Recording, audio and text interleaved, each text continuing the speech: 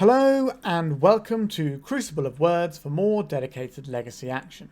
Today, for our midweek meta deck section, we are playing Rimril's Legacy Challenge winning Death Shadow list. Death Shadow is a deck I've played maybe once or twice on the channel, but it's quite a powerful strategy, and with Blue-Red Delver taking a hit, this is kind of like the next closest to sort of a Delvery strategy deck that was in the meta at the time before the bannings. So, what is this deck trying to do?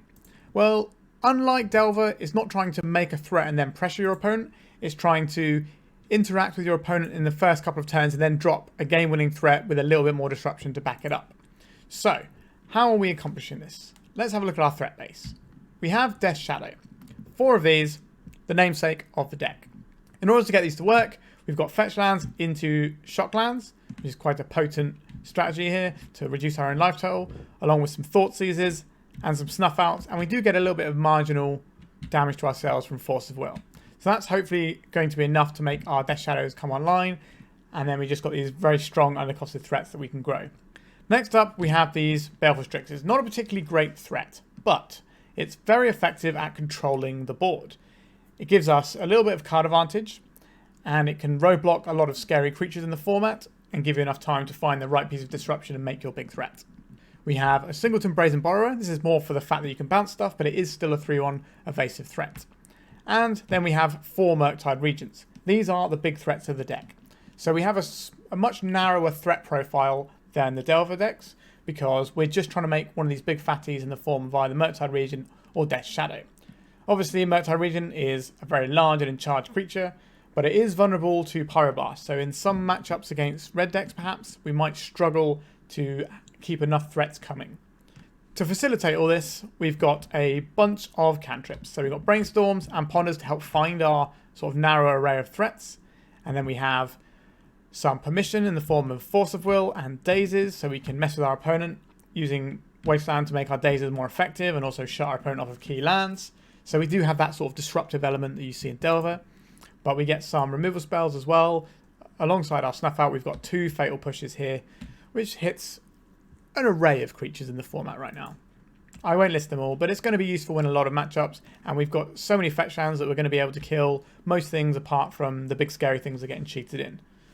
To finish this off, we've got a few other little slots that are often flex slots in the Death Shadow deck. So we have 1 Dress Down.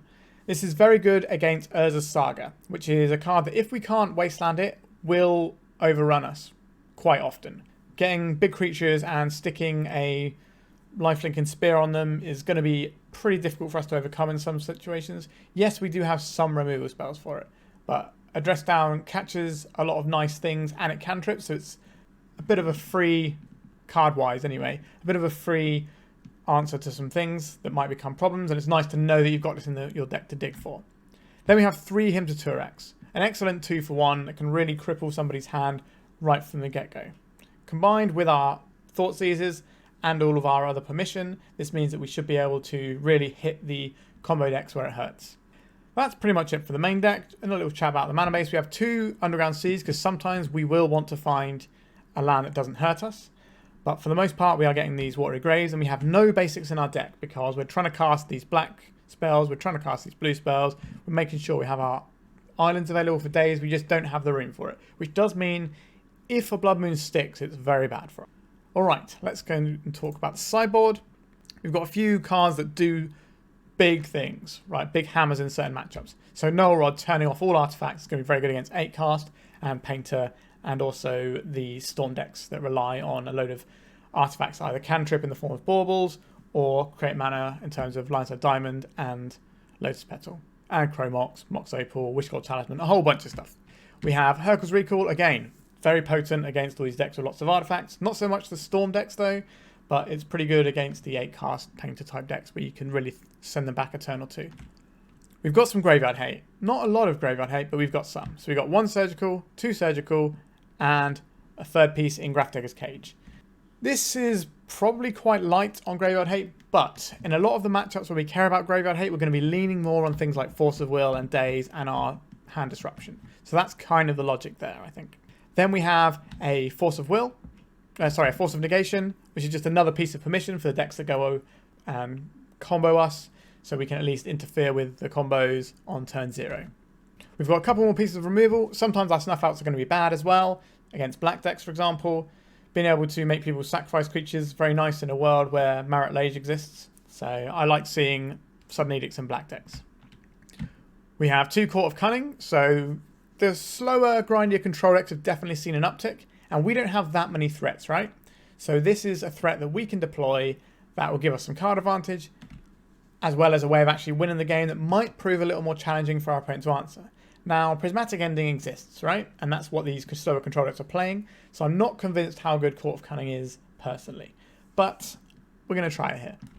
Then we have 2 Plague Engineers, so this is just a nice big hammer in the Elves matchup. We can just sort of smash out their guys from underneath them, and we can protect this relatively well through things like Force of Will and Daze.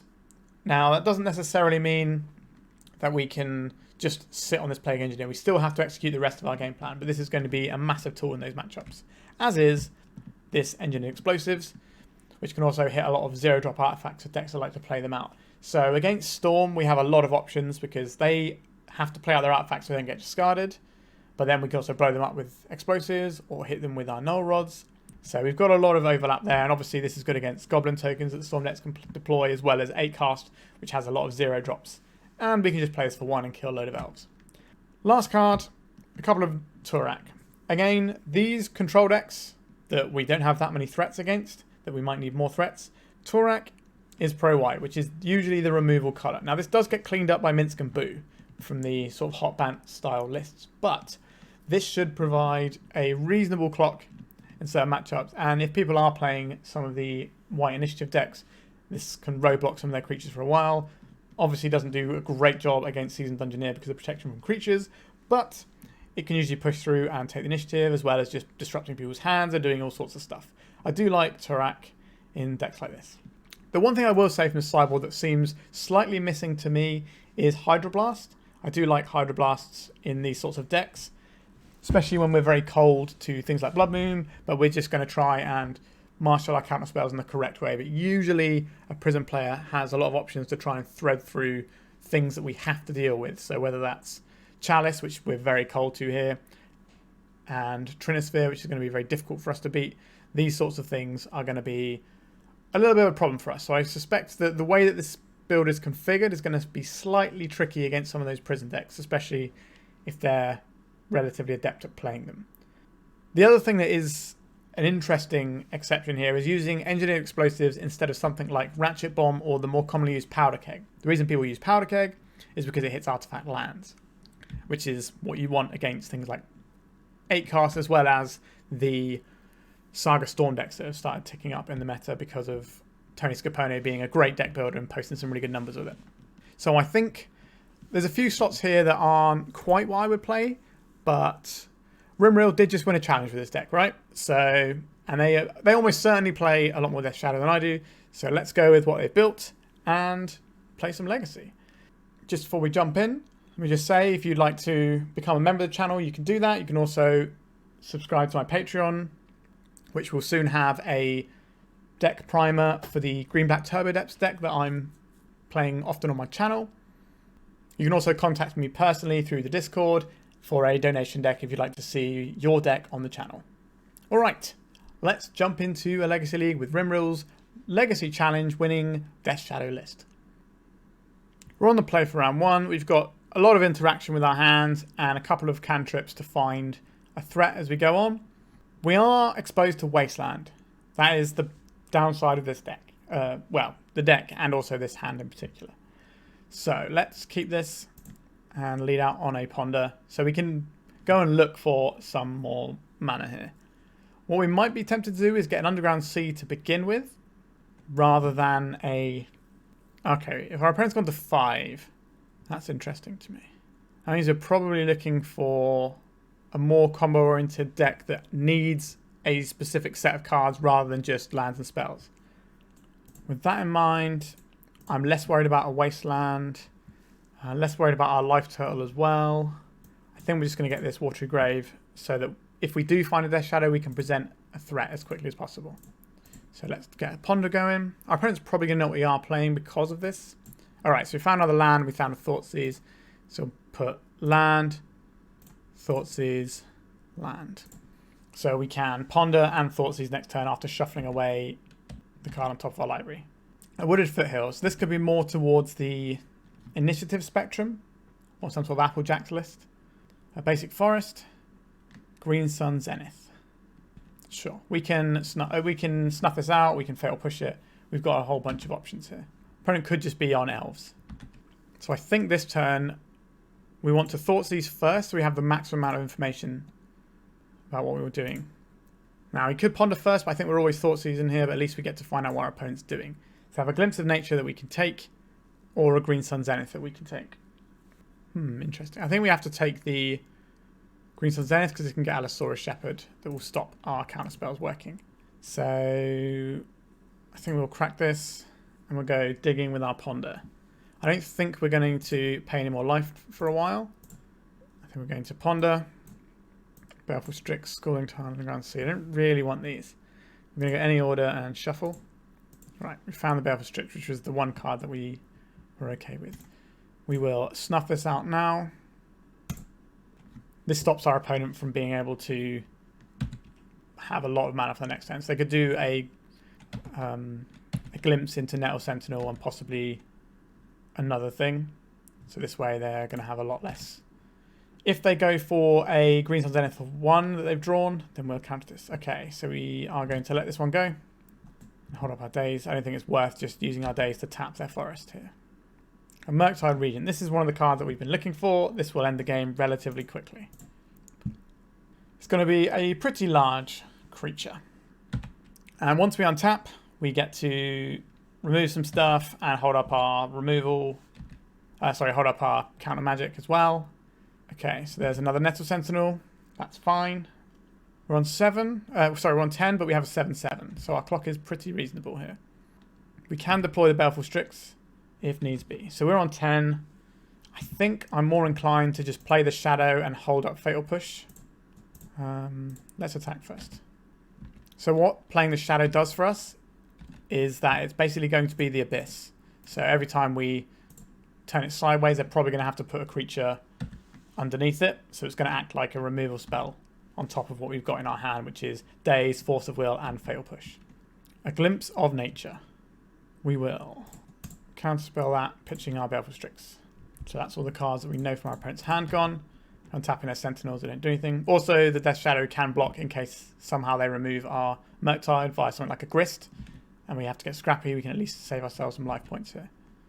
A Heritage Druid. I think we will Daze that.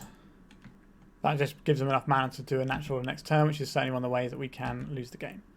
So what we're going to do here is play out the sea that they know about. So we're going to attack with both of our creatures, and if they double block on the Shadow, we can kill one of them. They have to block here with at least one. So if they chump block, we can kill the other one. If they double block, we don't have to do that. Is it worth us killing this Nettle Sentinel? I don't think it is. Alright, so we got that game. We have removal, we have counter spells. These are very good things in the matchup. Engine Explosives is good. Grafdigger's Cage stops Green Sun Zenith, so that's pretty tasty too. Plague Engineer, obviously very nice here. Sudden Edict are removal spells, but they're very weak removal spells in this sort of matchup. But they are still removal spells, so it's something to consider. The question is, how good is Daze going to be on the draw? Probably not that good. Daze is going to be relatively rudimentary for them to play around on the play. So, that gives us 2 more slots to find. Force of Will is one of those cards that's either going to be good or terrible, depending on how many Allosaurus Shepherds they have. It's something that I consider boarding out sometimes. I think I'm probably looking at the Brazen Borrower can sometimes do something on like the big turn and like bounce one of the guys. They don't have the right damage, but I don't think Brazen Borrower is worth it here, especially since we're just bringing in removal. And I'm going to cut one of our Baleful Strixes. The Dress Down can stop their big turn, so they can go and tutor up Great Hoof Behemoth, and it can just come in as a 5/5 with no abilities. So that's a better counter spell that also gets around Allosaurus Shepherd for a turn, which I like too. So I'm going to submit like this. The Baleful Strix is sort of a slower, grindier card, and it's probably not going to get a lot of value from blocking either. And with 1 toughness, it's trampled over quite easily. It is an evasive threat that can sort of chip away, but I don't think that's really where we need to be. We're just the control here, killing all their stuff. So I'm going to submit like this. We've been presented with an unkeepable hand. Let's mulligan. This hand is one that I like. I think we can keep this, and we're probably going to get rid of this Murktide Regent. Want to make sure we have the land to cast our Engineer Explosives. We've got double Snuff Out and Death Shadow for like a quick clock in this game. So let's see what they reveal off of their turn 1 Once Upon a Time. A Wirewood Symbiote. Are they going to play that immediately? Let's find out. Sure, so they have the Symbiote. The thing that the Symbiote does is it means that all of our removal has to go at this first, but we do have the Sweeper. So we've got some options here. We could play the Explosives out now, but they're going to get quite a lot of information if we do that. We can take 7 this turn, 3 from this, 4 from this. But that's not going to be enough to cast a Death Shadow right now. So I think we're just going to pass. We need to get 1 more damage to us. So we can let this Wirewood Symbiote hit us perhaps. And that'll make our Shadow a bit bigger. And we just want to turn it into the Abyss as soon as possible. Obviously, Death Shadow and Engine Explosives is a little bit of a nombo. Because it's a 1-drop and we're probably going to put the Explosives on 1. Our opponent did not attack us. There is an Allosaurus Shepherd. That is fine. There is a Dryad Arbor. Interesting. We can fire this off whenever, so we don't need to do it now. Plague Engineer. That's a pretty good one. I think we will go... We will snuff out this Wirewood Symbiote first. Oh wait, we need to go and get ourselves a swamp, don't we? Let's get a swamp. Let's play this game properly. Right, there's our swamp. We'll pay some life. We'll pay some more life and hit the Symbiote. Do they want to bounce their Shepherd in response? They do not. Okay, sure. I'll crack this. I would have liked a blue card here, but sadly we don't have one. Let's just make a big guy here. So we can cast this guy. I think we're going to snuff out the Dryad Arbor. And we want to do it now before they have mana off of it. We're looking to draw a land and play this on Elf. Taking out the Dryad Arbor means it's going to be more difficult for them to do anything really scary this turn. Like a Giant Glimpse Chain or Cradle into Natural Order somehow. Right. No play from our opponent? Okay. A land? Not a land. It's a blue card, so I don't really want to play it. I think we go to attacks here.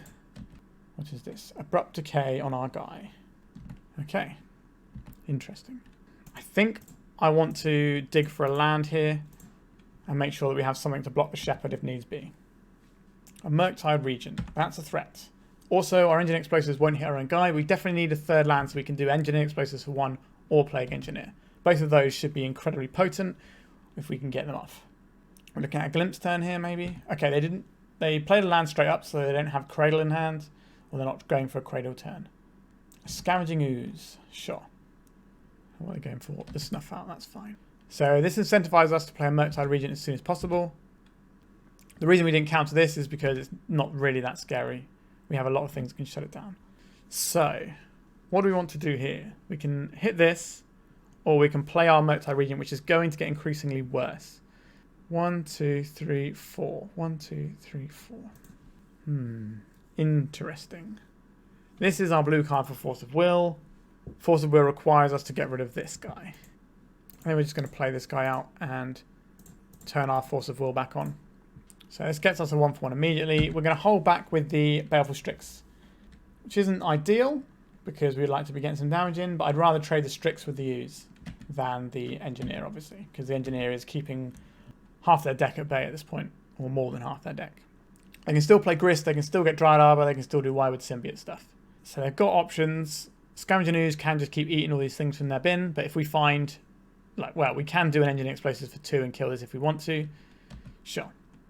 But we've got a bunch of removal. We have used 2 of those removal spells, to be fair, but we do still have a selection of other removal spells that we can deploy, and the Engineer Explosives is kicking around if necessary. This can't attack into Death Touch guys. A Thoughtseize. 1, 2, 3, 4, 5, 6. We're in a bit of a weird situation here. I don't think I want to Thoughtseize here. We can't cast this Murktide Regent. 1, 2, 3, 4, 5, 6. So 1 off. I think we're just holding here and just passing. Not ideal.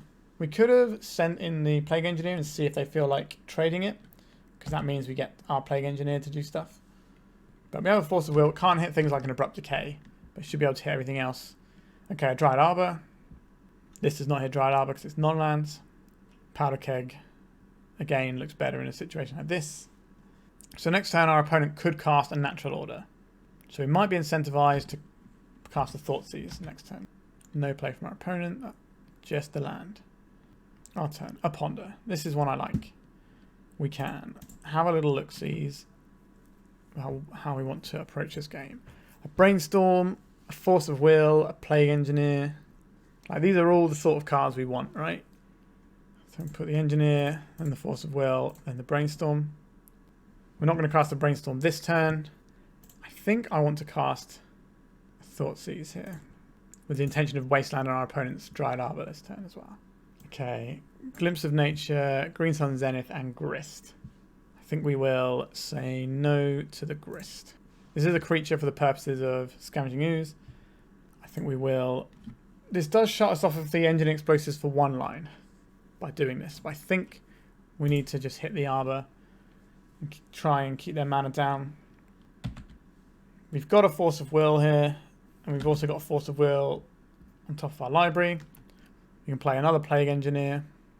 We've got a bunch of guys that we can run into Scavenging Ooze if we need to. And we do have the Engineering Explosives that we can two-turn it, but we don't really want to hang it out there and let the Abrupt Decay clean up. Windswept Teeth was their draw for the turn. They could cast a Green Sun Zenith, but it seems relatively likely we have a Force of Will given what we're doing, or what we're not doing, shall I say. Our opponent should have the read that we have Counter Magic. The Green Sun Zenith for 1. What is this going to be? It can't be Allosaurus Shepherd. Could be the Wirewood Symbiote. I don't mind if it's the Wirewood Symbiote. I don't think it could be anything else here. Wirewood Symbiote doesn't get to do anything because there's no elves as of yet. We have a Plague Engineer that can go on Insect and clean this up as well, if that's the thing we want to do. We also have Engineering Explosives, Plague Engineer. We've got everything. We've got all kinds of engineering. So the top card of our library is a Plague Engineer. We'd very much like to find another mana source. So I'm going to cast this Brainstorm, even though it is our second blue card. We have found another mana source. Interesting. I think we'll put this Plague Engineer and this Wasteland on top. Gives us double Force of Will. Do we need double Force of Will? I don't think we do, actually. So let's put Force of Will and then Plague Engineer on top. And then we'll play this one out. And I will play this now for 1. We only have access to 1 Force of Will right now. But we know our opponent's hand has Glimpse of Nature in. So they're going to keep our graveyard eaten. We're not really going to get any joy from our graveyard yet. But eventually we'll find a way of killing the Scavenging Ooze. Now, we do have Engineering Explosives that we could have used for this. But I didn't really want to two-step it for the Ooze necessarily. And also, we've got so many guys that can jump in the way here. We've got another Death Touch guy coming off the top. Then we'll send in with the Plague Engineer here now. If they want to trade the Ooze for this, we can just deploy our second Plague Engineer. Our opponent should know what we have in hand by making this attack. So this one's going to go on Insect. So we'll sweep out their Wirewood Symbiote. We've got Force of Will up. They're looking for a natural order and try and force it through. Or something to make this Scavenging Ooze connect. We're protected against 1 Abrupt Decay because you have 2 Death Touch creatures back on blocks. Any counterable removal we can obviously counter because we got some counter spells in hand. This is getting better or worse for our opponent. Who knows? Let's go to attacks. This is gaining them some life every turn here. Let's chuck this guy across. Our opponent's run out of creatures to exile now from either of our graveyards. Oh no, sorry, there's a Dryad Arbor. Apologies, I missed that one because it looks like land. Alright, so now they're out of creatures. So our 2 damage a turn is going to start actually making a difference. A Glimpse of Nature. This feels like we should counter. Like, there's no reason we shouldn't count this, right? Because we've got another Force of Will. So let's just say no to this one. And if they've got a follow-up that they were using that as bait with, fine. Scavenging Ooze on the Force of Will. The thing I most want to counterspell is a natural order. That's the thing that I have to save this for. Do we want a Flooded Strand or do we want to pitch it to a Brainstorm? So we can shuffle this away with the Brainstorm. We can also represent having more cards in hand. So this is what? 1, 2, 3, 4, 5. I've got 5 for the purposes of Murktide Regent right now. That's what our opponent's trying to keep down. Maybe this Engineered Explosives was kind of greedy to keep. I don't know. Right. Oh, they had another Dryad Arbor. I must have missed that as well. Because if we put a Flooded Strand in the graveyard and then try to put a Wasteland in the graveyard, they can exile the Flooded Strand. So we can't get them both to fuel our Murktide. We can Thoughtseize our opponent here. I don't think that's where we want to be. I'd rather keep our Force of Will as an option that we can actually do something with. Again, we can just attack with one guy. That way we're insulated against an Abrupt Decay. Double Abrupt Decay will kill us, but they've already used one. So the likelihood of them having multiple seems low. If we Thoughtseize, it turns off our own Force of Will as well. Alright, an Elvish Visionary. This is just a cantrip. It does give them something to gobble up with the use, but it's not a natural order. That's the thing we have to counterspell this game. Because Great Hoof wins the game from this point. Because they can trample over for 3 through our 3 toughness. A Death Shadow would be a great draw. That's not a Death Shadow. Alright, let's attack for another 2. We are slowly getting there. But if we find a Death Shadow, it's going to be a 10-10, which might force our opponent to put their Scavenging Ooze under the bus, or maybe trade it depending on what the situation looks like at the time. Because it might not take too long before this gets a counter on it. What is this? Oh, it's a morph. Okay, so this is a Birchlaw Rangers. That's fine. This is something that can trade with a Plague Engineer, which is annoying. A Polluted Delta. We don't want this either. Do we play it out? What purpose is there in playing it out? So we have to decide what we're attacking with here, if anything. I think we're not supposed to attack. Like if we trade... Actually, we can trade this one for a Birchlaw Rangers.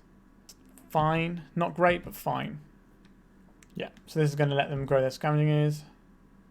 We could play one of our fetch lands. I don't hate that. We've got so much stuff to put back with the Brainstorm now, I don't think we need the additional food.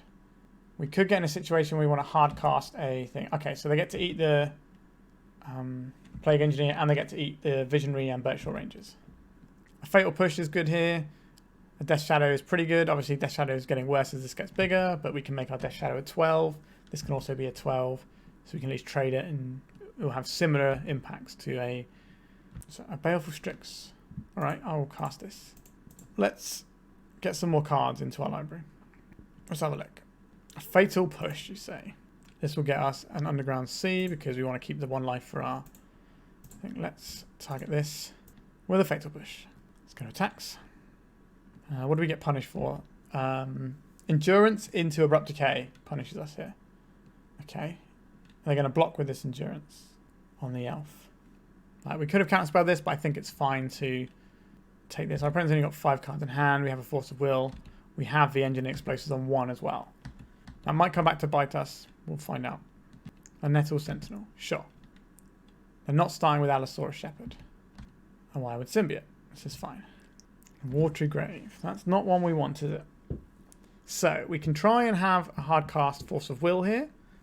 That will cost us another life point to do so. Or we can play this Watery Grave. Untapped would be bad, but we can play it tapped. And then have the Force of Will next turn. Interesting. The Polluted Delta gives us more cards for our Murktide Regent. I think we'll play this tapped. And then we will hold back these things so they can bounce an elf with the Wildwood Symbiote. They force us to trade. At least we can get a Murktide in. But if they make us Force of Will this turn, we're actually going to be in a bad spot. Maybe we should have countered the Endurance. I imagine they'll probably just let this go, right? Yeah. And then they'll deploy some more stuff. An Allosaurus Shepherd, sure. So we can blow this up at instant speed whenever we want, unless we want to hold up our Force of Will. I think we're supposed to blow this now. It's only a 1-for-1. But I think we have to do that. Oh my god, we're still in our opponent's main phase. Whoops. That was an error. I thought we were in the end step. Alright. Not great. This is where we draw... Can't draw another Plague Engineer. Yeah, we punched that one pretty hard there. So we play this guy out, and they attack us with their guys and we die. Yeah, we punted that one. Probably shouldn't have... We probably should have countered the Endurance. Again, I still don't think we want the Daze here. We just want the removal. We don't want too many counter spells in the world of Allosaurus Shepherd. I think that was our game to win there. We just played a little bit loose. We've got Disruption into searching for one of our Haymakers. I think this is fine, but not compelling. But we have Interaction and we have Dig. If we lose this round, it's entirely our fault. So we'll start off with the Watery Grave, I think. Basically just playing Modern, right? Okay, so what do we have here? Allosaurus Shepherd, Nettle Sentinel, Once Upon a Time. I think we'll take the Allosaurus Shepherd here. This will make our opponent think we have a counter spell as well. Also, this is a win condition, so they might just think it's the best thing that we could hit anyway, which is probably fair. We need to ponder into something good. We have a fetch land to make it a good ponder if we need to. There's the Once Upon a Time we know about. And then there's a Nettle Sentinel we know about. Our opponent does have a pretty land heavy draw there, so they're going to be relying on this Visionary to do some work. Alright, let's ponder first. We have the problem of having all these fetch lands here. So I would like a Fatal Push. I would also like a Thoughtseize. Well, the Thoughtseize is less good here, right? So I think we bury that one. Then it's this, and then it's the Fatal Push. Yeah, so we can draw this Fatal Push. We can play and crack the Fatal Push at an opportune moment. We know this Death Shadow is going to die because they have an Abrupt Decay in hand. There's a Bayou. There's a Wirewood Symbiote. So this will get killed on sight. Just get a regular Underground Sea here. Since we know our Death Shadow is not really going to do very much, we may as well use their damage to get our life total low instead of pitching a low life to it. Right, they didn't attack. Not a great draw. Let's go for this. Really trying to dig ourselves out of this hole that we've put ourselves into. Him to Tourach. That's not a bad one. So we can take 3 life here, go to 12, deploy Death Shadow. Then we just play this tapped. Represent some sort of force of will, perhaps. And then maybe clean up their hand with him to Tourach next turn. And then if we hit the Abrupt Decay, we know that we can deploy our Death Shadow, and it's actually going to be more like the Abyss rather than just making them discard this Abrupt Decay to kill it. A Murktide Regent, that's also a pretty nice one. Right, let's him to Tourach our opponent. Black, black. Natural order, natural order. Okay, so we know both the cards in our opponent's hand. We know they've still got the Abrupt Decay, which means we want to deploy this Murktide Regent. So get the Underground Sea, cast this for blue, blue, push, him, ponder, Thoughtseize, land. Let's just make the biggest one we can. And this can't be decayed because it's a 7-drop. The old 2-mana 7-drops. Sure. So they're cracking for a Dryad Arbor here to pump out that Cradle. Oh no, they're just getting a Bayou. That's interesting to me. I think you would want a Dryad Arbor there. Makes your Cradle better. Gives you more options. So we've got a pretty quick clock available to us here. Looks like our opponent's drawn something. This is a Green Sun Zenith for 1. This is going to be for an Allosaurus Shepherd. So if they've got the Dryad Arbor here, they'd have more mana off their Cradle for next turn. They could tap their Cradle for 4, 5... Yes, they would have enough to start activating their Allosaurus Shepherd. So I think, again, this Bayou might cost them a little bit. Okay, so there's a Cradle we know about. So we know they've got an Abrupt Decay in hand. A Sudden Edict is an interesting one to me. It's removal. It's not great removal, but it is removal. Let's attack with this. So I think we're going to play our Death Shadow out here. We need to pay some life first, actually, don't we? Do we? We don't want to play the Death Shadow out like that, do we? Kind of awkward. Alright. We're going to suddenly Edict away one of our opponent's guys. Now, this isn't that high impact, but we're probably going to get rid of, like, a Nettle Sentinel.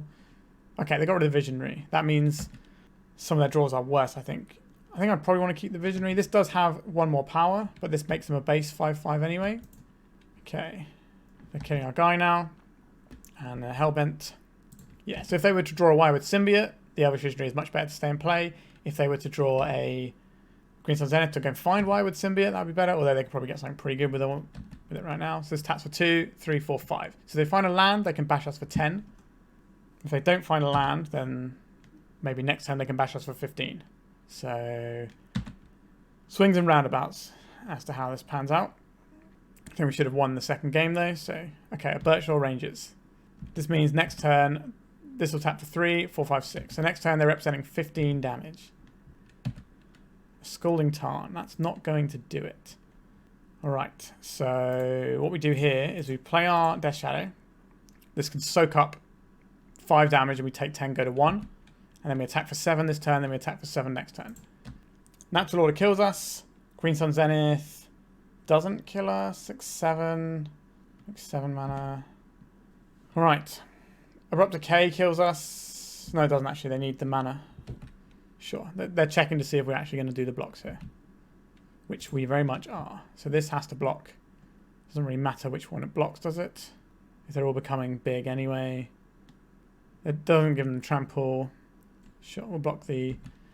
This means that they are definitely putting their mana into this to keep their guy alive. But if they do that, how are they winning the game? We go to 1. This doesn't give them trample, it just makes them 5/5s. Alright, so we won the game. We should have won the second game, but we managed to come through in the match at the end. I think I had 2 separate incidents that I would have liked to have played differently in that second match. But we got there in the end. Let's go. It's pretty close, this one, to be honest. Let's go to round 2. We don't have any counter manager, but we've got removal and hand disruption. So we've got something for combo. We've got something for creatures. This also can double up for control. These are pretty good against control because they just cantrip and things that can do their work. So I think this is a keep for me. Also, I don't know if I mentioned this in deck tech. This build is interesting as well because it doesn't have a Grief-Reanimate package, which has been quite common lately. I think for this one, I want to get an Underground Sea. We don't have a Death Shadow right now. Kind of keep our opponent guessing a little bit. Let's see. All right. So we've got Daze, Ponder, Lightning Bolt, Tarmogoyf. A bunch of stuff. So this Wasteland is probably not going to be our friend. Interesting. I don't really want this Daze to hit us. So I'm kind of trying to incentivize our opponent to not Wasteland us. Giving them a Ponder to cast means that they're likely to do that. But they might just Wasteland us because we took the Daze, and that kind of signals that maybe we don't want our mana to get messed up. Yeah, there's a Wasteland. Yeah, I'd be down for Wastelanding too. I love Wastelanding people. Alright. So we can play this one out. This dodges Wasteland. Because we took the Daze, we don't get double punished by the Wasteland because they can't just deploy a threat off of the Wasteland, Wasteland us and then deploy like some sort of threat that we can't answer. Tropical Island into the Ponder we know about. Sure. They did not shuffle off the Ponder. Interesting. Let's play this. Pay 2 life, yes. Let's crack this. Let's see if they drew a Daze or not. I think we'll just get an Underground Sea. Our life total could be in jeopardy and we don't have a Death Shadow, and we can always lower our life total if we need to. Let's have one of these. It's pretty good. It's going to put us up a card. And our opponent will have to spend something to answer this. Otherwise it will trade with whatever they have and they won't be able to clock us. So that's pretty nice. Dragon's Rage Channeler. And Delver of Secrets. Okay. Our opponent has some creatures. Understood. What are we going to draw here? Scalding Tarn. Sure. Let's cast a... It's interesting. I want this one first because I want this to resolve.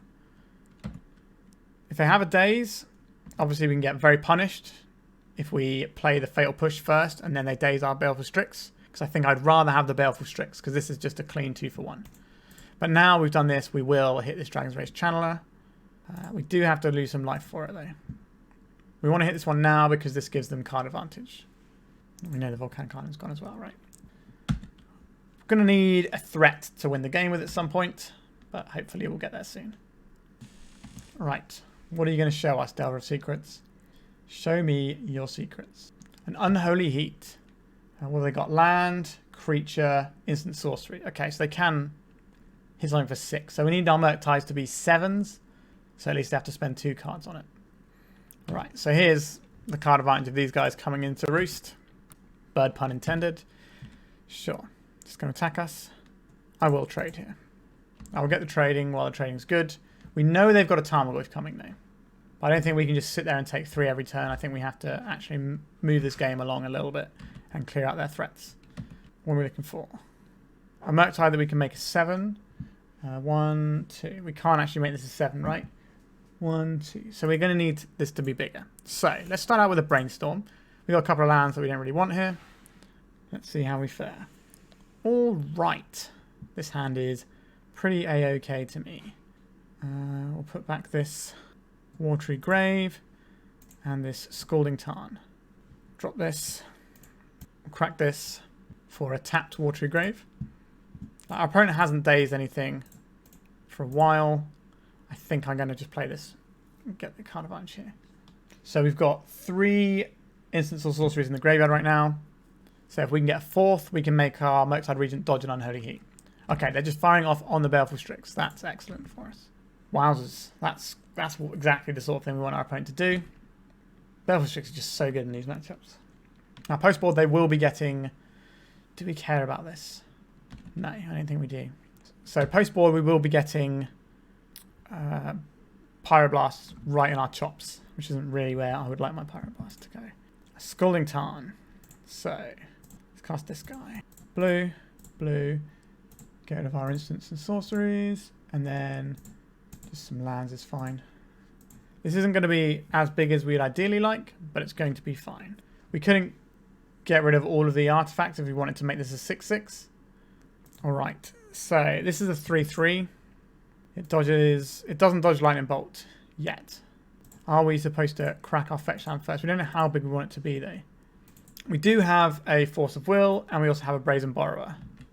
So we've got a lot of options to keep our guy alive.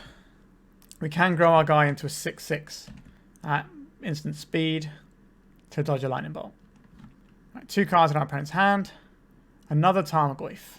How do I feel about another Tarmogoyf? Opponent's got 1 card in hand. I think we hit this. Because we can keep the Tarmogoyf checked with a Death Shadow quite easily now.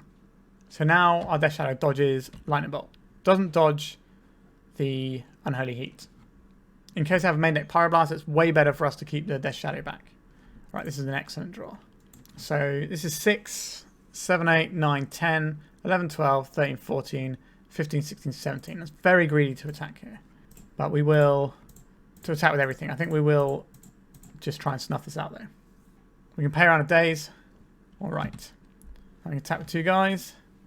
So this is 10. So we have 10 next turn, so we don't need to crack our fetch right now. I guess we could get punished if they remove our Death Shadow, because then our Murktide would be lethal if we pumped the Shadow there.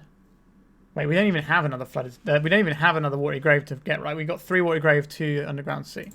Okay, so post-board, we're going to have a little bit of trouble. So Engine Explosives can kill a bunch of their stuff. That's important to know. Sudden Edict is great removal for what they're attempting. I don't like 1 for 1. I don't like 2 for 1s in the form of Force of Will here. I don't think this is where I want to be. If we do that, we're already kind of got too many cards. Because our opponent's got all these Pyroblasts. That's why I don't really like the Force of Will in this matchup. I think given that, I'm just going to play a single Plague Engineer. Our opponent didn't show us anything like Uro, and I don't think they're going to have Uro. So we could have Surgical Extraction. They're going to be milling themselves anyway. We could take out something scary that we really hate, like their Pyroblast. We could just strip all those out if we wanted to. I think having a threat that will trade with a Tarmogoyf seems fine here. So I think we're just going to submit. Yeah, we have a Baleful Strix. This is one of the best cards in this matchup. We have a threat. Not a great threat because of Pyroblast, but it's fine. I think we'll keep this. We've got Thoughtseize, we've got Wasteland, we've got a decent chunk of tools at our disposal. A Flooded Strand. Let's see what they do with this. Is it going to be a Dragon's Rage Channeler? Sure. This means that we can't Wasteland this turn, because we're just never going to get to play the game properly if we do.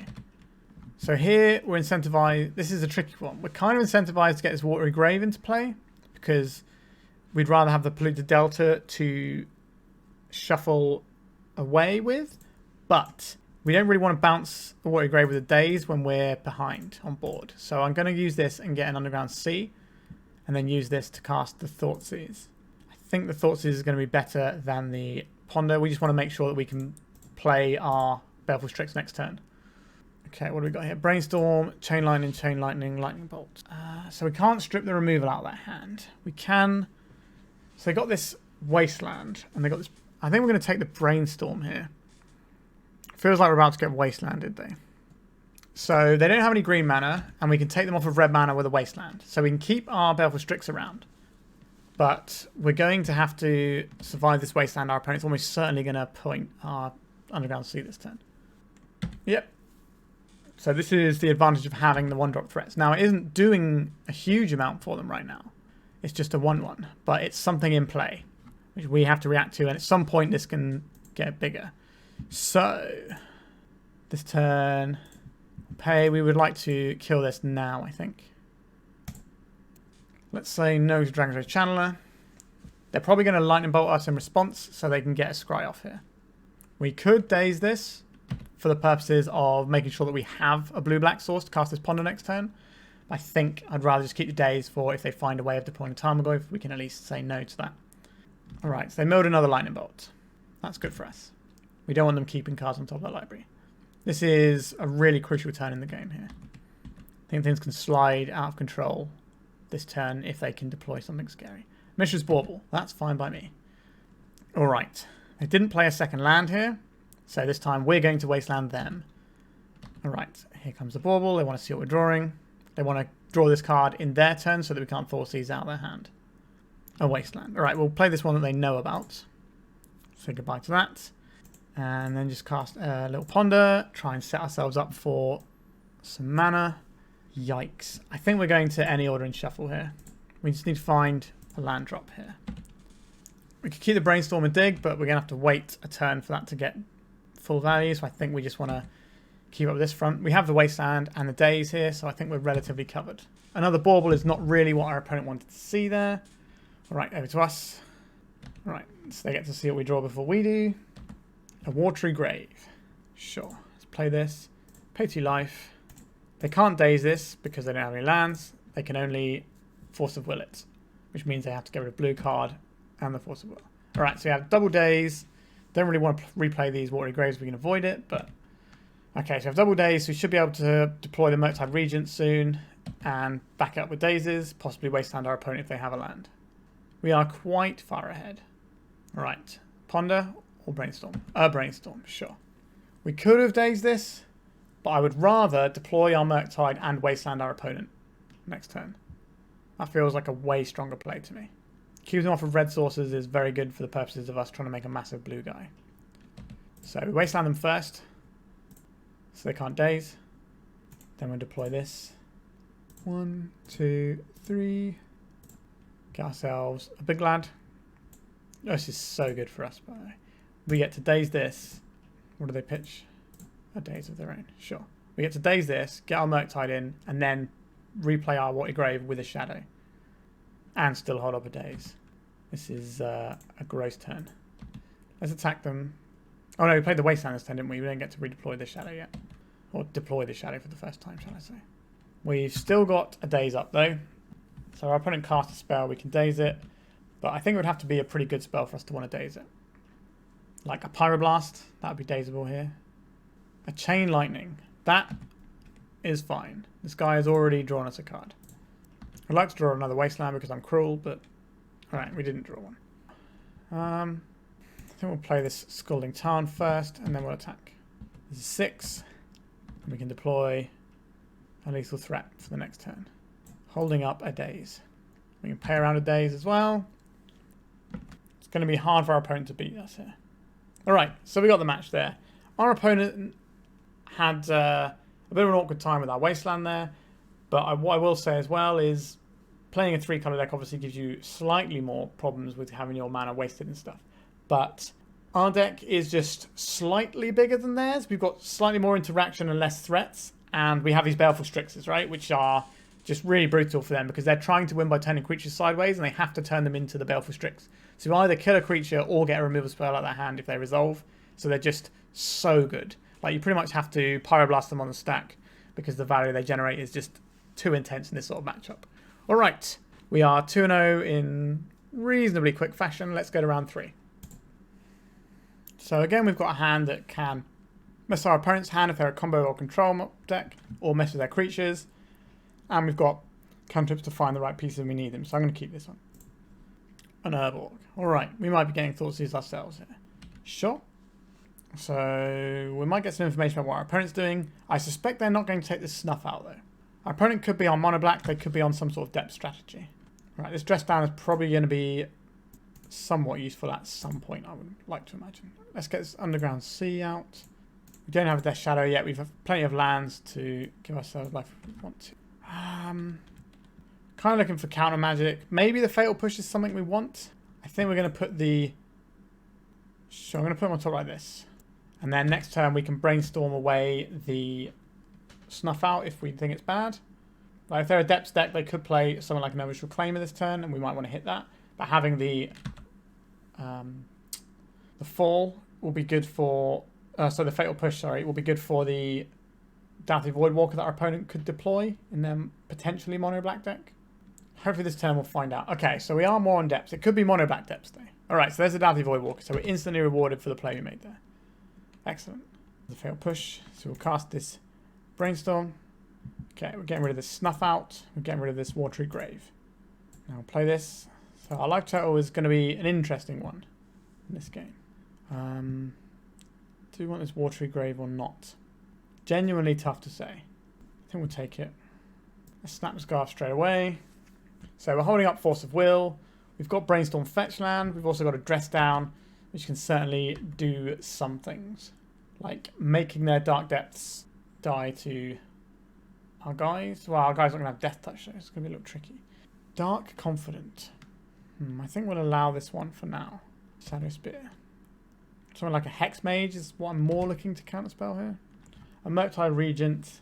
That could be quite large. Do we want to brainstorm first? What are we brainstorming for? Another Fatal Push.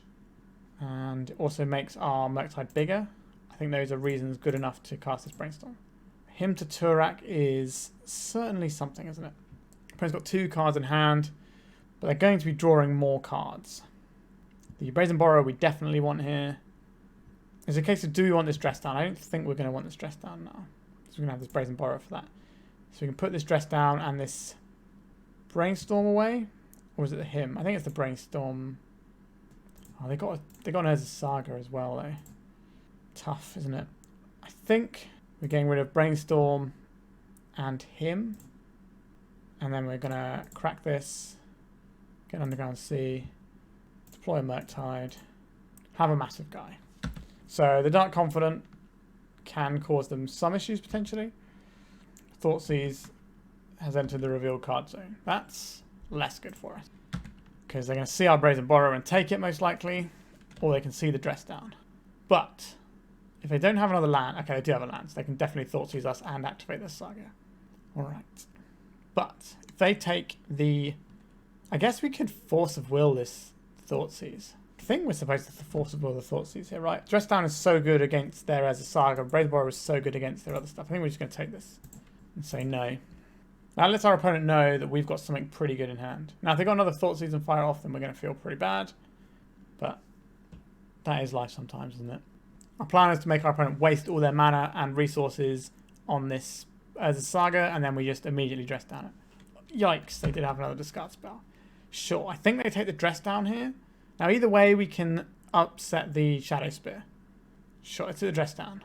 Are they going to equip this Shadow Spear, the Dark Confident? Alright. They want to attack? I don't think they do. Doesn't mean if we attack for 7 they do get damage on the backswing, so we need to find something. That's something, isn't it? So I guess we'll attack for 7 here. Our opponent's also going to be draining their own life with the Confidence, so maybe this is just going to be cost neutral for them with the Shadow Spear. I'm trying to think what they could have that's expensive. Probably Snuff Out and Helm of Obedience. Leyline maybe? They might just be playing Daze Voidwalker because Daze Voidwalker is a good card. They might not be trying to Helm combo, or at least not in the main deck, and they have that in the sideboard. Another Urza Saga, sure. That's a good one, but hopefully the game will be over before then. They know we have this Brazen Borrower though. They're making a guy in response.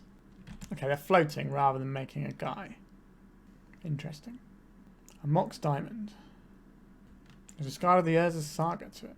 Maybe they are on some green mana. So they're showing us the Thespian stage here. We do have the Brazen Borrower, and they know we have the Brazen Borrower. They have 1 card in hand. If it's crop rotation, then we are in trouble. I think we just jam here. Snuff Out. Not a great one. Let's go to attacks. Okay, they're not leaving themselves any green mana, so that's good news for us. They know we have this Brazen Borrower. Wonder what I'm missing here. Petty Theft on this. Blue, blue. Goodbye, Squiddly Diddly. So it takes 7. Then we can deploy this guy. And then we pass. We just have 1 blank card in hand. What are you going to find? A Pithing Needle. That doesn't really do anything here. So if they attack, they can die on the backswing. If they don't attack, they die. So they need to just have something here. We know one of the cards in their hand. If they have a... Okay, so here's the Pithing Needle. Presumably going to name Wasteland. Okay, they're just conceding there. So I think our opponent is on the mono black depths list I've seen. Now, the Verdant Catacombs in here are just for... It's a tiny little splash. I can't remember what the splash is for. I want to say Veil of Summer or Collector Roof. Alright, Sudden Edicts. I would like these. Null Rod seems alright. It can shut down some of their stuff. I like the explosives to clean up their little guys though. Court of Cunning I don't really like. Surgical Extraction is an interesting one, because we can kind of just deal with their scary thing and move on with our lives. Not convinced we want Dazes here. They're relatively easy to play around. Let's have a couple of Surgicals in there. Maybe just, oh, I guess we only got space for... Oh, we got these Snuff Outs actually. These come right up. So we got these two Surgicals, and then what would we like here? We can put Plague Engineer on Human to deal with Dark Confident. We can put on Vampire to deal with Vampire Hex Mage. That, to me, seems good enough to put in the deck. We could board in this Force of Negation if we suspect our opponent is on the Helm plan. But if that case, we already also board in the Null Rod. Do we think our opponent is on that plan? Certainly possible. Then we find ourselves asking, what are we sideboarding out for these? This can block effectively for a turn against the Merit Lage to buy us some time. This can counter the scary thing that we're actually worried about. I think we're going to submit like this. We can jigger it up on the play when the Daze has become better. But our opponent is a... Okay, so we have an answer for a creature. We have a Force of Will for something. And we have a Ponder to kind of dig ourselves out. If our opponent Thoughtseizes us, they're probably going to take the Ponder. Where does that leave us? Good question. I think we keep this. We do have a draw step. Okay, so there's the ley line. So our opponent is probably on Helm. We can address that in the third game. Oh, okay, Once Upon a Time. That's why they're splashing green. It's just for this to dig for things. Because they don't get, like, proper tutors. Wow, did they miss? That's unfortunate. So our opponent's starting the game a couple of cards down with the ley line and the Once Upon a Time. Now we have all these Murktides. We could have just Force of Will this and protected our Ponder. But if they take our Force of Will, we get to keep our Ponder, right? So I'd rather give them the chance of making the mistake there. All right, yeah? I'd rather have this Ponder than that Force of Will. Oh my god, we just drew another one. How did I get so good at this game? So we probably do need to reduce our lifestyle this game because we're going to have to win with Shadow. So we're going to be pondering here. Lots of lands. Do we want lands right now? Like, we're going to need lands at some point. But I don't want to have to draw two of these, which is what I have to do with the Ponder. So I think we're going to go any order, shuffle, and probably draw a land immediately. Okay, a Brainstorm. That's fine. So we want to Force of Will a Helm of Obedience, which I imagine our opponent is sideboarded into. A Dark Confidence. So we already have a removal spell for this. Okay, we drew a land, which means that we can just Brainstorm first. We have a lot of Murktides that we don't care about. Okay, we are going to be drawing these Murktides. So we'll put a Murktide on top, and then a Wasteland. Sure, we are slightly Brainstorm locked. Play this. Yes, I'd like to pay life. We're going to Fatal Push this. We just want to run our opponent out of cards. And then try and win with his Death Shadow. Which might take a little bit, but we'll see. Okay, our opponent's got Dark Depths there. A Vampire Hex Mage. I guess we have to counterspell this, otherwise we lose the game. So now we have a Wasteland. We'll crack this off now, so we don't have to worry about Vampire Hex Mages and all that jazz.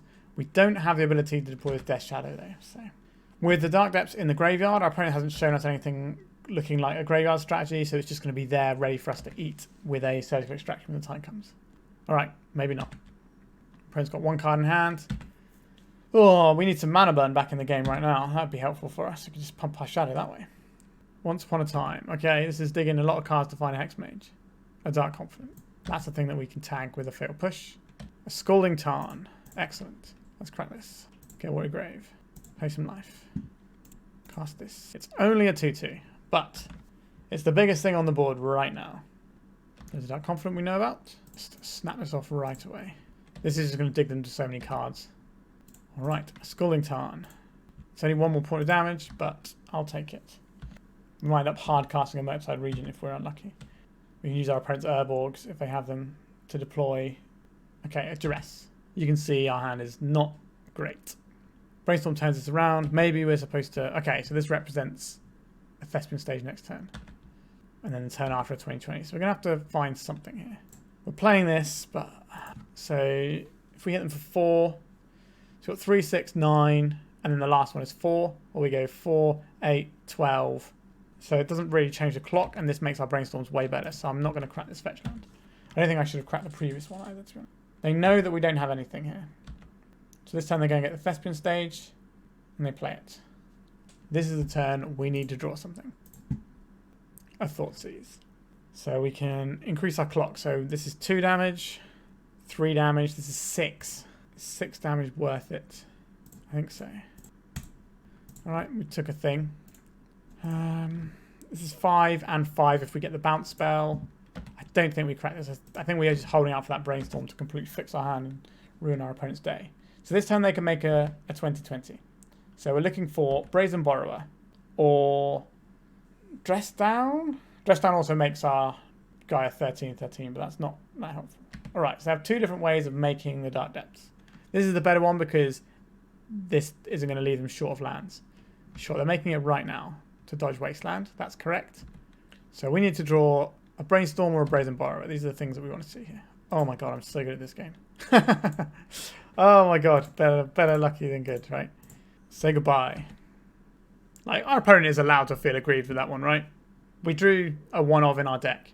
Now, we could have had a Brainstorm, which could have filtered into, like, a Baleful Strix, which means that they can't attack because we kill them on the backswing. So we did actually have 5 draws and also cantrips to find better draws. But I know they had the Shadow Spear, right? So it is just the Borrower. Although the way Dress Down works is it would remove the trample if this is already equipped because of layers, I believe. So we had some draws, but it basically was, can we draw Brazen Borrower? And we did. So yeah, better lucky than good. We are 3-0. We're on the play for round 4. We don't have any mana sources. Let's mulligan. We have a mana source. The hand is pretty good if we don't get wastelanded, right? I think we're going to keep this. And what we're looking to ship here, I think it's got to be the Death Shadow, right? We don't need that just yet. Our opponent will know what we're playing once the Watery Grave comes in here. But we have Thoughtseize and Daze, so we got a good starting look at our opponent's hand. Is there a Wasteland in our opponent's hand? There is not a Wasteland in our opponent's hand. That fills me with some joy. So I guess we take the Illusionist here. This is a Cephalid combo deck. I think that's where we want to be. There's a Tundra. Probably Shuko coming to play this turn as well. Yeah, there it is. Snuff Out. That's not a bad draw. I'm going to cast this Brainstorm. Okay. That resolved. But there's quite a big but attached to that, isn't there? So we'll ponder for next turn. Yikes indeed. I guess I'll put this Baleful Strix followed by this Ponder. This gives us multiple lines of interaction if they draw another guy. Don't suffer illusion me, bro. Alright, so that's what they drew for turn. Or they drew it last turn, to be fair. Stoneforge Mystic. Let's say no to this. Do you have to say no to this? I think we'll let them go and get the Cauldron and then we can snuff this out. So I'm going to draw the Ponder now. We can cast this Ponder. Ah, yikes. I think it has to be any order. We just need a land here, right? Let's snuff this out now. If they try and counterspell this, we can at least bounce this with a Daze and replay a land that doesn't do anything for us. Force of Will, Narcomoeba. I guess. So the Force of Will is gone, the Narcomoeba is gone. Now, our opponent has a Dread Return. If they go up to 4 mana, they can cast Dread Return targeting Cephalid Illusionist. We have 2 Force of Wills, which is how we're intending to beat that. There's a Scalding Tarn we know about. We need 2 of our opponent's 3 cards. A Narcomoeba. Sure, this can beat us down. But we're not a million miles away from being able to cast a Murktide. We just need some more land. Do we play this tapped or untapped? That's a genuine question here. I think we play it untapped so we can Brainstorm next turn. Well, we're on our opponent's end step so that we can hopefully then just deploy a Murktide. And that'll give us the win condition that will see us through this game. Now, this Murktide will make our Death Shadow better. Taking all this damage. But it is a clock. And we do need to find land so we can actually do something in this game. A Cabal Therapy. Interesting. So we know both of the cards in our opponent's hand. We're going to cast Brainstorm. Okay. We're going to get rid of 1 Force of Will. And I guess we don't need the Death Shadow right now. They're not going to name all of our threats, are they? So I guess we Get rid of the Death Shadow and the... excuse me. And the... Is it the Force of Will here? Sure. We think this is going to name Force of Will. Now they can strip away the... They can strip away multiple cards from us here because they have the Narcomoeba. But they might just want to try and bash us a little bit. Or they're going to strip our removals so they can try and land this Dread Return next turn. Will be interesting to see what they say here. They've named Death Shadow. Interesting. Okay, they're not flashing it back now. They're trying to save this for their going off turn. So we play this out and name Shadow. Oh, we draw the Shadow. Let's cast a big guy. So we're in a little bit of a spot here. If our opponent finds a land, they can Cabal Therapy us using their Narcomoeba and then Dread Return. So we have to... We can Daze the first bit, or we can Force of Will. Interesting. I didn't do anything. Okay. I guess we get attacked because we've got to win the game somehow. Maybe they're trying to draw another land so they can play around the Daze. I think we're just going to hold with our resources here. Maybe that's a mistake and we should play the Strix, but this is one of our blue cards. A Brainstorm. Alright, I don't mind this. Okay, so they resolved their Brainstorm and now they're cracking their Scalding Tarn. This Brainstorm is kind of awkward. The Calder is definitely gone here. The Dread Return, though, I think they should have kept, because they could just cast this to return the Sceptred Illusionist. So we're going to keep playing around as if they have the Dread Return. With the Plains. Nomad's Encore. What we are doing is stopping the Sceptred Illusionist coming in. They already have Shuko in play. We're not winning this game by the... Right, are they going to attack here with the Narcomoeba? They're not. Alright. It's going to attack it. Maybe we should have played out the Death Shadow at least last turn. Let's see what they do about this Murktide. They're just going to take it. They are just going to take it. So, we can play out this Baleful Strix, but this is a second blue card. So I think we are on to pull the Death Shadow. I think we should have played the Death Shadow last turn. And that was a mistake. We could have forced up a chop block this turn. I just wanted to play around with my mana in case I need to pay for enemy dazes and things like that. Right, opponent's gone to 1. Right. So they've got the mana for the Dread Return now. We have 2 Force of Wills and a Daze to protect us. We Force of Will the... we Force of Will the Cabal Therapy here. So no, we have... So I think we'll pitch this Baleful Strix. Okay. Now what, opponent? They only knew we had 1 Force of Will. So this is the second one. This is what happens when you keep a 1-lander, right? You just have loads of business. Alright, so we got game 1. Not a bad place to be. Sideboard-wise, I like Surgical Extractions here. I like Plague Engineers. I like Tourach. I quite like Sudden Edicts. These are certainly interesting to me. They can clean up a naked Stoneforge or anything like that. Grafdigger's Cage stops their actual combo from going off. Null Rod doesn't do anything here. Engine Explosives can sometimes do stuff, but it's very pricey. So, we've highlighted 9 cards. Yeah, we've got 9 cards we might be interested in. Dress Down is certainly useful. I like him to Tourach here. I don't think this is a Baleful Strix matchup, weirdly. It doesn't line up very well against either of their plans. So I think that's 4 that can go. That does leave us a little bit lighter on threats, but I think that's okay. We're bringing in these Plague Engineers. They can attack. We put them on Wizard, by the way, in case you were curious. The Brazen Borrower is good against the fair plan of Cauldra. How good a Daze is going to be on the play? I think we need... Sorry, on the draw. I think we need as much interaction as we can get, to be honest. Genuinely tough to know what we're supposed to board out here.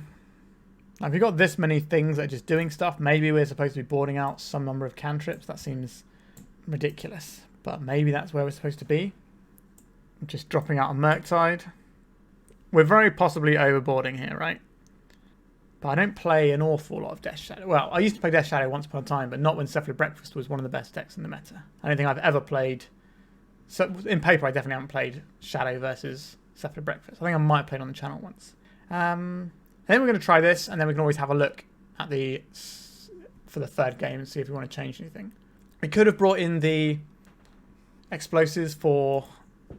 this hand's no good. But yeah, we could have brought in the explosives for our opponents as a Saga. Okay, we've got some interaction. I don't hate that.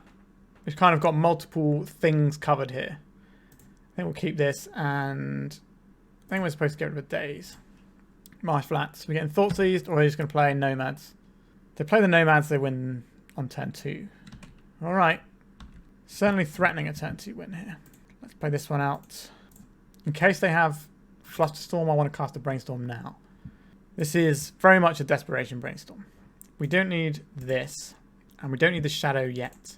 So we can put that on top. We wanted the Shadow to close out if we can get past this phase of the game. Cephalid Illusionist. Let's try and Daze this. It works. Okay. Interesting. So now we want to shuffle things up here. We don't have to do it now. The question I have is, do we surgically extract our opponent in their draw phase to get rid of these Cephalid Illusionists? I think we probably do. Opponent's got 4 cards in hand. It's Watery Grave. I would like to pay 2 life, please. I'm going to cast this for life, because then we can play around our opponent's Daze. Okay, so this shuts down their combo. What have they got here? They got 3 Teferis. Where's the Cauldra? And Cauldra. So they still have the Cauldra in. And they got 3 Urza Sagas. Understood. Okay. So surgical extractions help with our life total plan here. Our opponent doesn't have a land. If they just jam the Stoneforge Mystic, we can Daze it. We know they don't have anything that needs us to pay mana this turn. No to Stoneforge Mystic. Pretty good turn for us. And they're going to attack us down to 13. And then we're going to play this Watery Grave. And we're going to make ourselves a Death Shadow. Are we? I think we're supposed to Thoughtseize away their Prismatic Ending first. Just leave with Brainstorm and Nomads.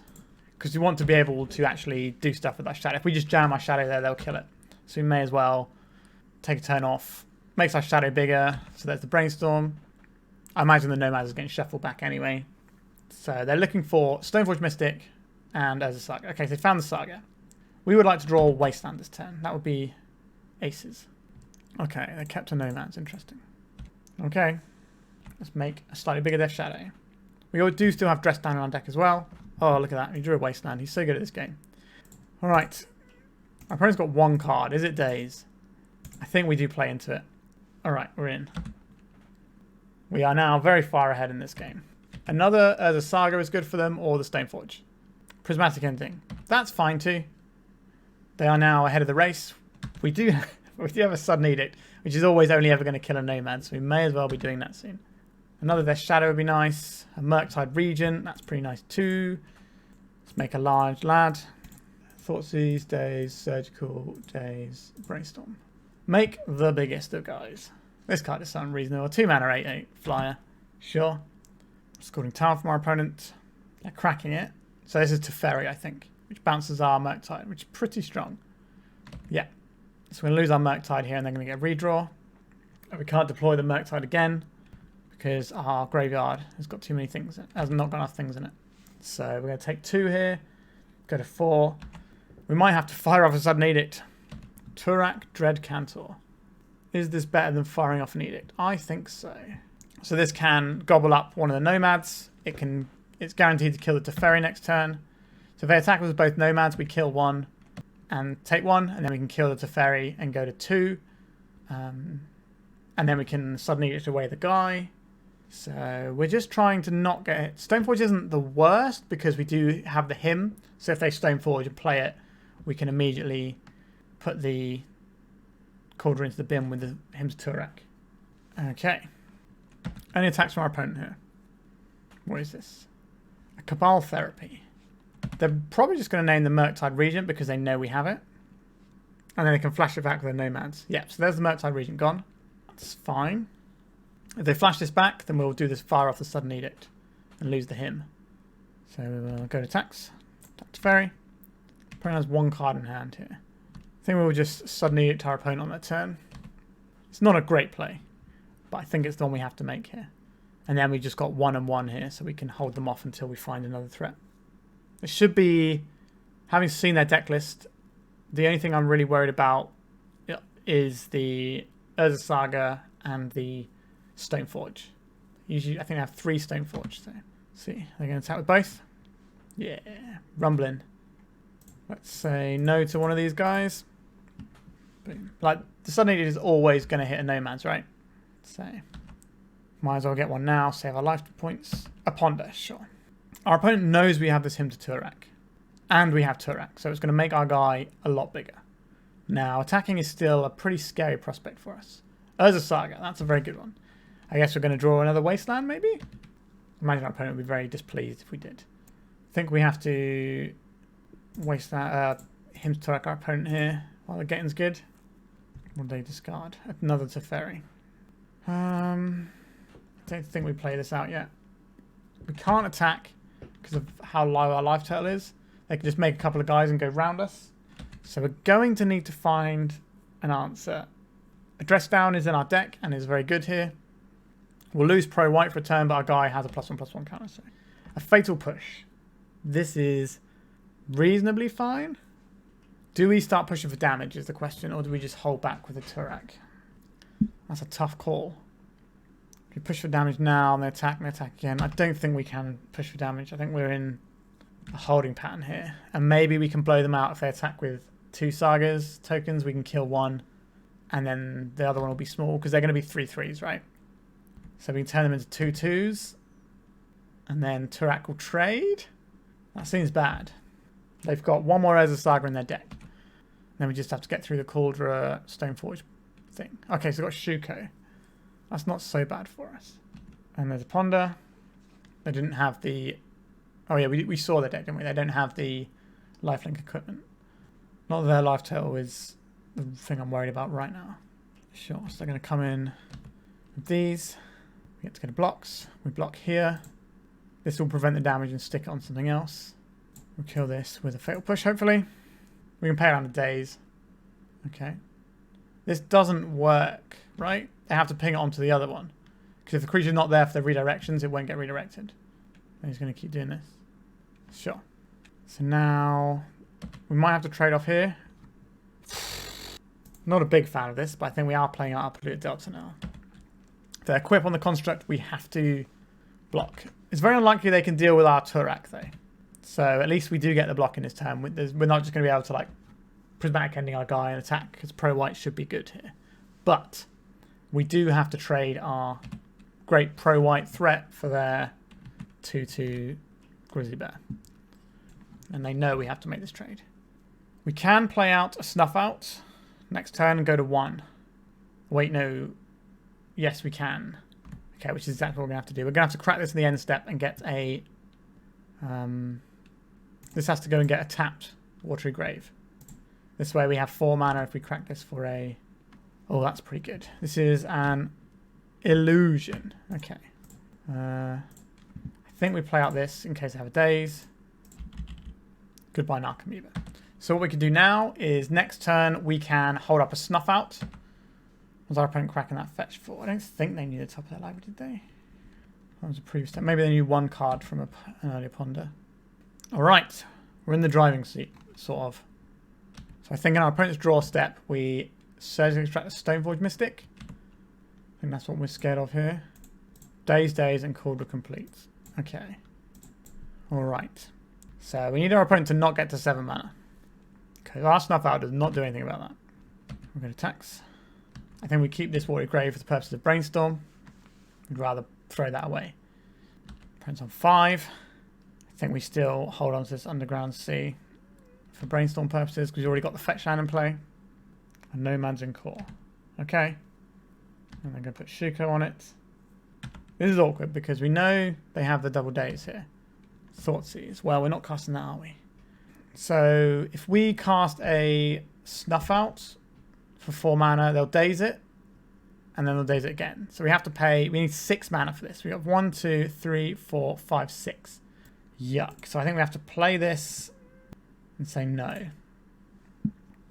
And we can't attack. We have to block the Nomads and Core. And all this does is give our opponent time to draw the land to play the Cauldron, which we lose to. It was a fun game. A lot of back and forth. Swords to Plowshares. This is interesting. This gives us 2 life to work with. Sure. Wait, we don't have any more fetchables, right? Let me just check the list. Yeah, we don't actually have any more fetchables. So we can't actually cast Snuff Out around a Daze. Yeah, I think we're in trouble here. a Thoughtseize. I guess we play this and hope our opponent makes a mistake. They might assume we have another fetchables. They might not bother with the Dazes. Hard cast the other one? Yeah, okay, we did. This tells them how many fetchables we have, unfortunately. Alright, do I want to do anything differently? Do I want these engine explosives just as another piece of removal to deal with what our opponent's putting down? I think we do. It's tough though. I didn't really like not having our ponders. I think we were pretty close that game, but we were kind of off the top a bit at the end. I do like Snuff Outs. It's hard to know where this goes, right? I think we need it just for the purposes of getting their Urza Sagas all up in our grills. I do like Baleful Strixes for that as well, though. It's tough. It is very tough. Maybe we'll get rid of a Grafdigger's Cage for explosives, and then if we want these back in, how do we get these out? The Snuff Out is really good against their combo, but not good against their non-combo stuff. The Sudden Edict is kind of okay in a lot of ways. Maybe I'd like another Strix in, just to sort of grease the wheels, as we like to say. Brainstorms or Death Shadows. We kind of do need a Death Shadow, but they're not very strong threats here, are they? Considering what our opponent's able to do. So maybe let's trim down on them and have 3 Strix. Sure. Actually, no. I'd rather have the... Oh, I should have had the Regent instead of the other one. We're pretty low on threats. We're going to keep this. We're going to Thoughtseize into Thoughtseize, Force of Will. Got a pretty good draw here. We've got less guys in our deck now, the Death Shadows. Our opponent doesn't run Wasteland, so this one is keepable for that reason. Ponder, Narcomoeba to Fairy. I think we'll take the Illusionist here. That's the quickest route to us losing the game, so let's not lose the game. Tourach is very good against Teferi, obviously, and just their deck in general. Misty Rainforest, we're going to see possibly a basic island into Ponder here, I would imagine. Basic island, Ponder, sure. Because we are a Wasteland deck, so they have to respect that. This turn, we might have to cast a Brainstorm. But we're looking for a land and a Force of Will, and a blue card. Yikes. Okay, I think we do have to cast this. Looking for a fetch land. Did not find a fetch land. Yuck. Okay, we definitely don't need a second turn. We didn't even find a blue card, so this was worst case scenario. Yuck.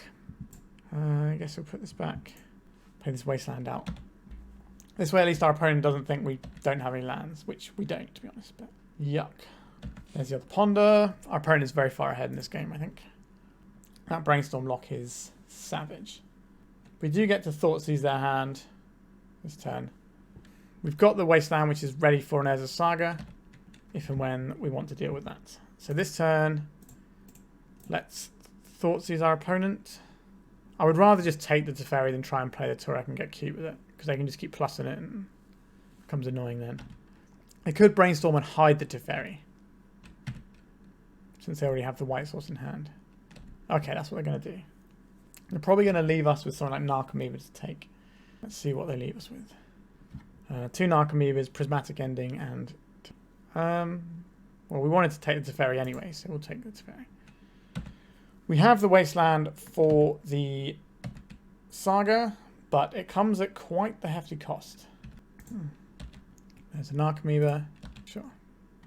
So the next card we draw will be a fresh one. Do we just want to hit the Saga now?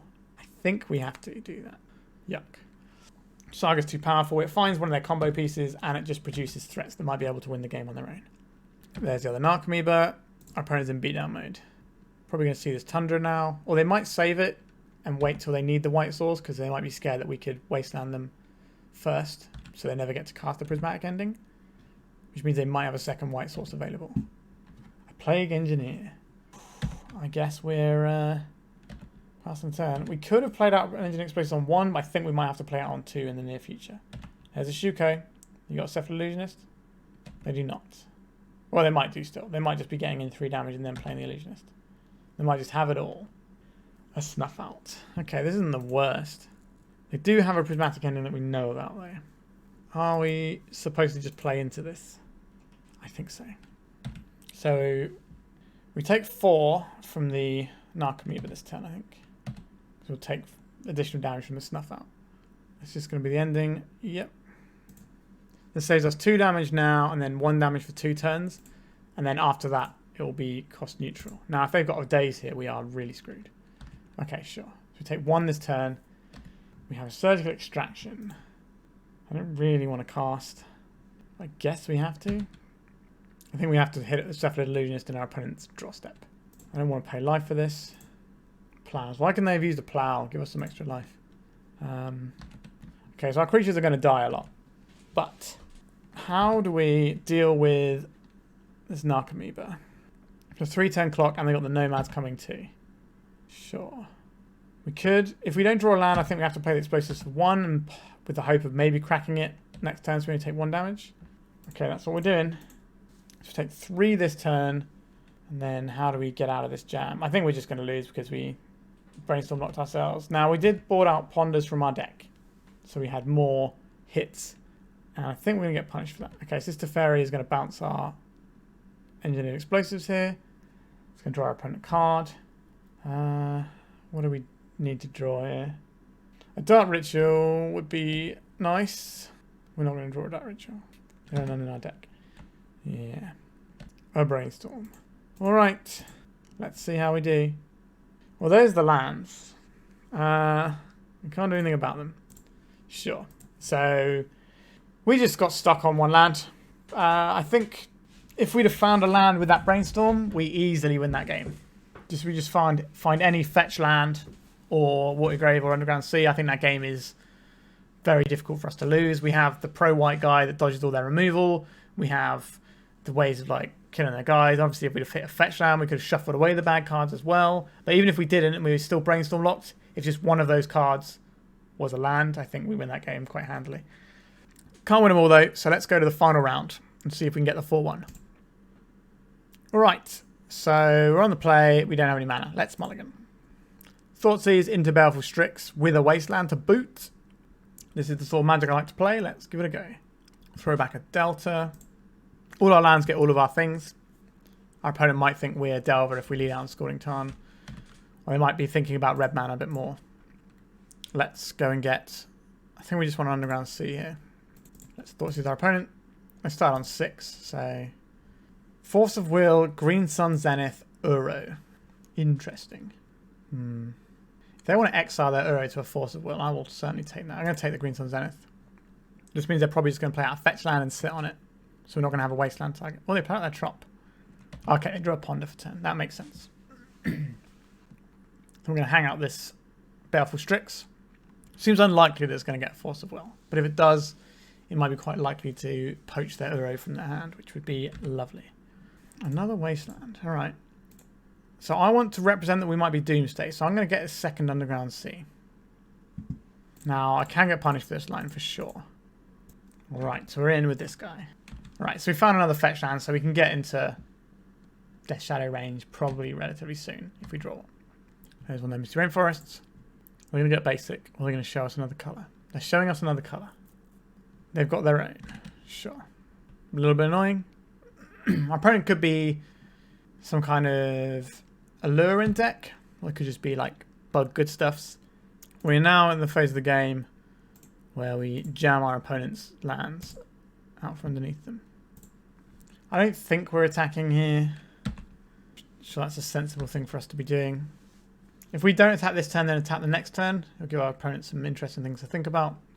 They might attack now. We can get this back. Because the more cards they have in their graveyard, the easier Euro is going to... Oh, I accidentally crossed the Euro off there. The easier the Euro is going to be to cast. Just another one. Cavern Harpy. Okay, so this is a Alluring deck. So this is going to bounce the Baleful Strix and give them some more card advantage. They can return this to their hand as well. Not a great situation. We're going to attack and see if they return this by paying 1 life. I imagine they will. This is quite a powerful engine of drawing cards. Oh no, they're just going to take it. Interesting. Right, let's just crack off. Get rid of their black source. Trying to play the mana denial game here. They're a long way off of casting Alluring. Oh, they didn't draw a land. That's pretty good for us. They're going to attack for 2 here. We're going to trade some damage back and forth, but we have a Death Shadow at some point in the pipeline, hopefully. A Brainstorm. I would like to cast a Brainstorm. We have a lot of cards we don't want here. Oh my god. Put this on top of library. Put this on top of library. I think I just want to put our opponent in the dirt. It means we are drawing a less good card next turn. We're going to dismember our little boy. We will. Thoughtseize our opponent here. Alluring, Thoughtseize, Baleful Strix. It's tough to know which of these to take. It's either the Force of Will, I think, or the Baleful Strix, right? The Baleful Strix is what they're going to use to eventually pull their way into this game. Would I just like to end this game and get this Force of Will out of their hand and just dump a big threat next turn? It's tough. We're playing Murktide next turn. I think we're just going to hit the Force here. There's still 2 lands off of Baleful Strix, and we can, it's horrible, we can bounce it if necessary. Because we just need to hit them twice with the Murktide, and that should win the game. Right, I'm going to take 2 here. That should be fine. Alright, so we want to crack. Do we want to crack this now? We don't have to worry about Daze, so let's just make the guy. So we got some instants, and the rest is just going to be other bits and pieces. So we got a 6/6. So if our opponent has a fetch land, that changes their life total quite dramatically there. It changes our clock by 1 turn. Let's crack this. I think we'll get a Watery Grave tapped. A Wasteland, just for good measure. So we'll go to tax. Alright, so this is going to bounce itself. Sure, so take 1 life instead. Do we play out this land? I think I will. So Thoughtseize is pretty bad for them. This is 6, 7, 8, 9.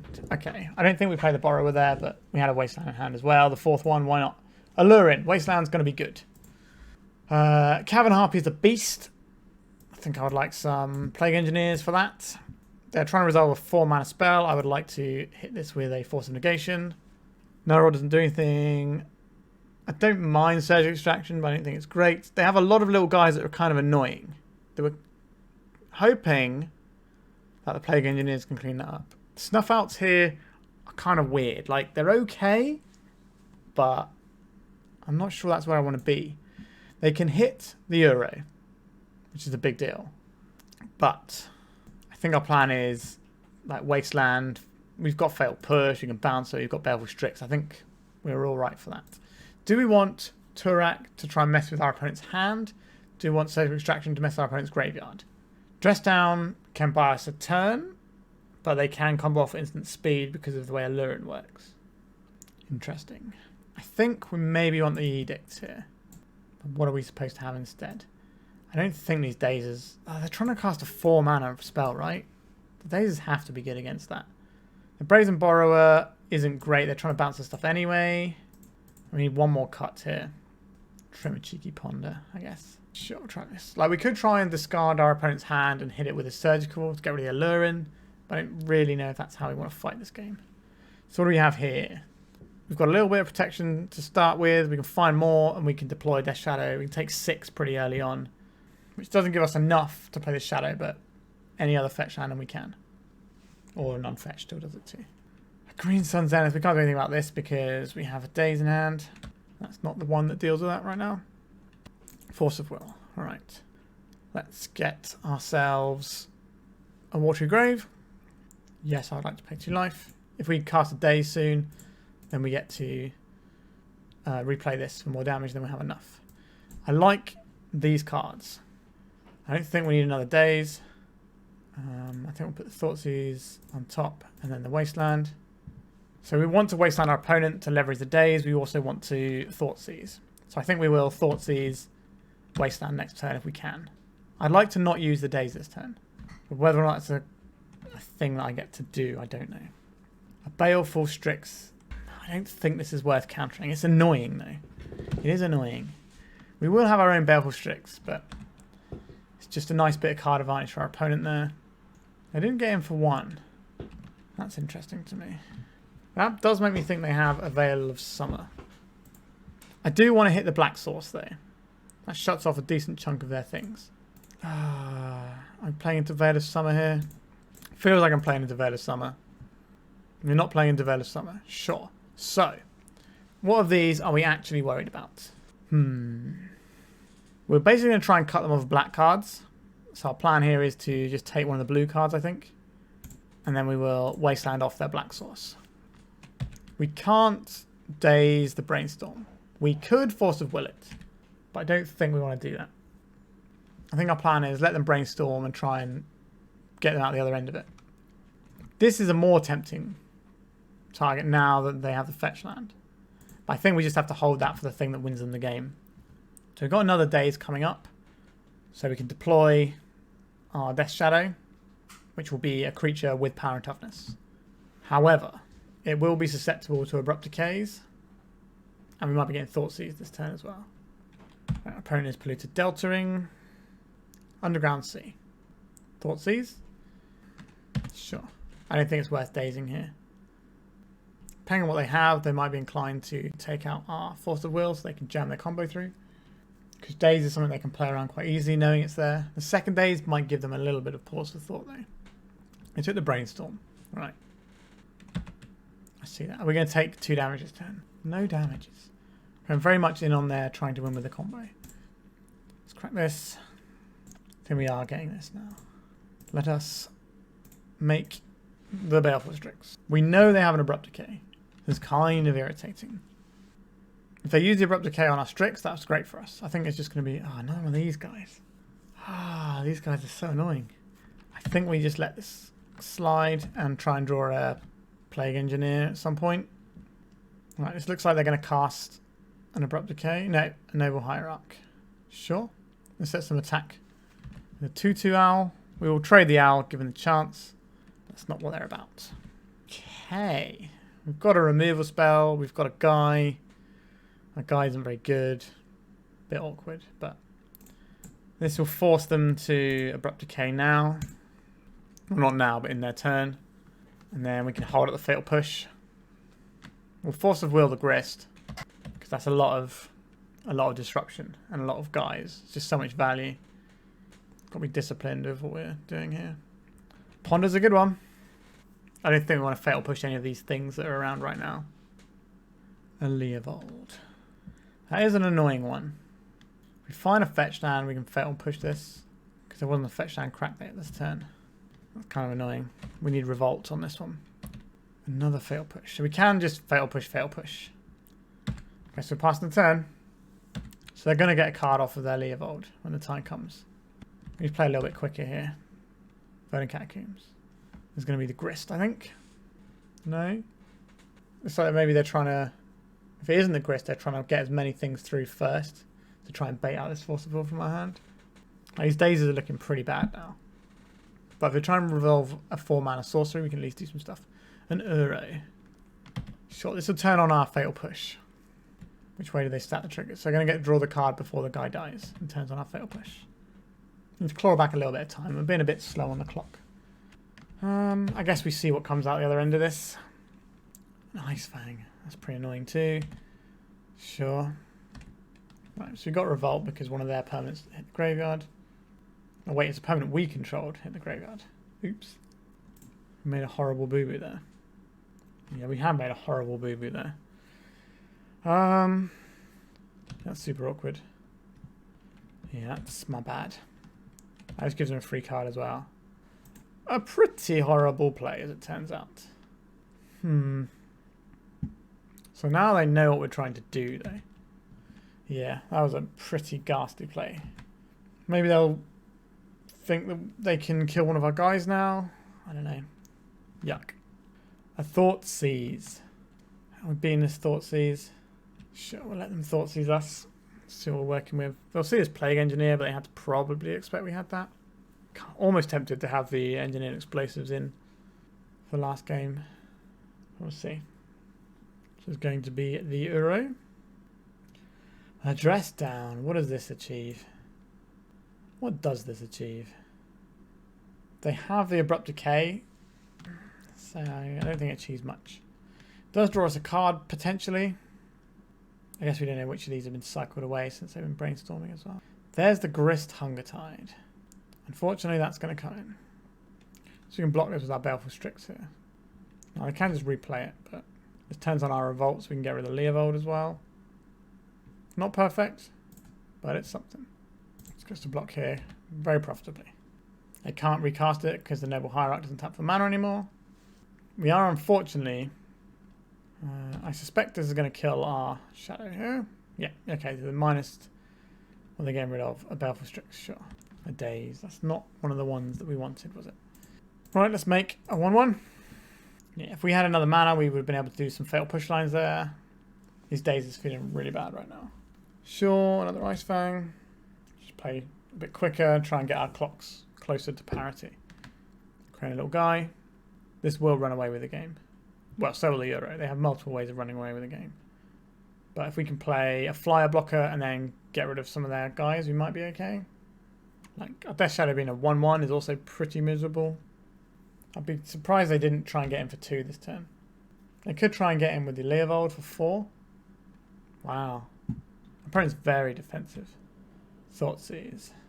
This will make them draw a card, right? With the Leovold. But then we get to see him. Just an Uro. Okay. Not very exciting. What are we supposed to do with this information? We can't fail push anything of merit. I think we are very close to dead here. We just F6 some turns and try and claw back a little bit. Our opponent's not that far behind us on the clock, but we can just claw back another minute, that'll be alright. This is certainly not the first game that we've been behind on due to land. Like, I think this is going to snowball out of control, but if we could have at least played some of our stuff earlier, it might have been a bit better. The Daze also have been very poor on the draw here. Our opponent's just playing like a fair, grindy plan. They've got 8 of the Baleful Strix type effects, and we do not. Our opponent's doing many things here. Let's ponder. Okay, their clock is now below ours, which is good. Might try and shave off another minute or two. Our deck is definitely capable of winning the game quite quickly in comparison to our opponents because we just make a giant threat. I don't really want to attack here. We can't cast a Brainstorm because of Leovold. Alright, we're dead here. Just F6 through the turn and let them kill us. Make sure that we've got just an extra 20 or so seconds to think in the last game if we need to. Just hit the all attack button. Yeah, our opponent is winning in a commanding fashion that game. I think we might need these explosives for all their horrible little dooders. We brought out one Brainstorm because it was Leovold. Snuff Outs, we sort of saw why they're not very good here. I think this is fine like this though. Let's submit. Between Engineer and Explosives, we've got 3 cards that can strip out all the 1/1s and let us attack through. But hopefully being on the play means that we can sometimes daze them and get a nice 1-for-1 instead of letting it come into play, which is really bad for us. It's a weird thing to have to counter, but I think we do. Ponder into Strix. We've got some removal. Sure, we can keep this.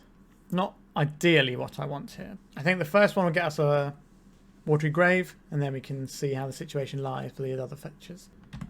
Yes, I'll pay 2 life. Let's ponder. Murktide Regent is a nice one. I don't think I want the Force of Negation yet. We definitely don't want the Scalding Tarn. Guess we'll put the Regent, then the Force. Do we just want to shuffle these? Actually, I think we will shuffle these. Murktide's for later. Alright, the Daze. That's a much better draw. Daze on the play, finally. We're in a situation I like. So we can play our Baleful Strix next turn and get our Daze going. No ponder or anything from our opponent, that's nice. Force of Will, happy to see you as well. I think we'll just get another Watery Grave here. Play this one. A Death Shadow. So this life we've been paying feels good. Now we do have Abrupt Decays to worry about, but we've got to work through them at some point if our opponent's got them or not. They don't have the ability to cast them now due to the mana they've got. They're holding up an Ice Fang, potentially. So I think we are going to crack this now. Go and get another Watery Grave. Pay some life. Like this. This gives us a nice land to bounce when they play this card out. We will counter this if they have it. Alright, we can set up with a bunch of stuff. We can also turn our Death Shadow into a 13 power guy with Dress Down, which is pretty gross when it comes up. Daze is now looking more like Force of Will fodder as their mana base develops, but if they are trying to resolve a 4 mana enchantment, having a Daze is going to be useful. I suspect we're probably going to get hit with a Thoughtseize before that happens. Alright, Snowcard Forest, that doesn't cast Thoughtseize, that's good. They're insulated against the Wasteland that we don't actually have right now.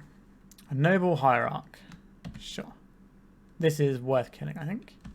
Let's hit this. Another Baleful Strix. I think we cast this one before combat. Gives us more information about what we might want to pitch to any cast spells. A Ponder. Sure, I'll cast this as well in case we find a fetch land of some description. Another Baleful Strix, Engineer Explosives. put this on top.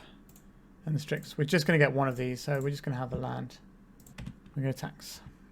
And it gives us one more damage because we've got all of our things now. But okay, so we can kill our opponent next turn with the dress down.